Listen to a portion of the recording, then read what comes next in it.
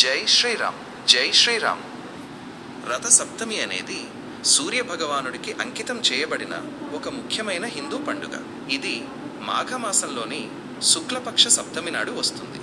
ఈ రోజును సూర్య జయంతి అని కూడా అంటారు, ఎందుకంటే ఇది సూర్యుని పుట్టినరోజుగా పరిగణించబడుతుంది.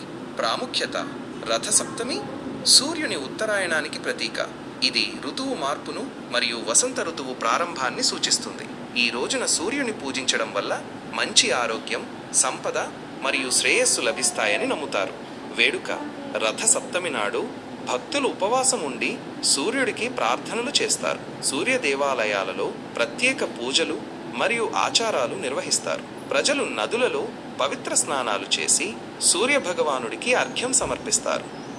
2025లో రథ సప్తమి ఫిబ్రవరి 4వ తేదీ మంగళవారం నాడు జరుపుకుంటారు.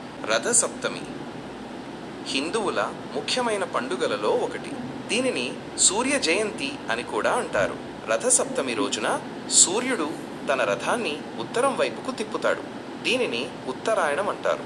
ఈ రోజున సూర్యుడికి ప్రత్యేక పూజలు చేస్తారు. రథ సప్తమి సంప్రదాయాలు కొన్ని ఇక్కడ ఉన్నాయి. సూర్య నమస్కారాలు: ఈ రోజున సూర్యుడికి నమస్కారాలు చేయడం చాలా మంచిది. ఉపవాసం: చాలామంది ఈ రోజున ఉపవాసం ఉంటారు. దాన ధర్మాలు: పేదవారికి దాన ధర్మాలు చేయడం వల్ల పుణ్యం వస్తుంది. స్నానం: నదిలో లేదా చెరువులో స్నానం చేయడం చాలా మంచిది. పూజలు: సూర్య దేవాలయంలో ప్రత్యేక పూజలు చేస్తారు. జిల్లేడు ఆకులను తల మీద పెట్టుకుని స్నానం చేయడం వల్ల పుణ్యం వస్తుంది. ఈ సంప్రదాయాలను పాటించడం వల్ల సూర్యుడి ఆశీర్వాదం లభిస్తుందని నమ్ముతారు.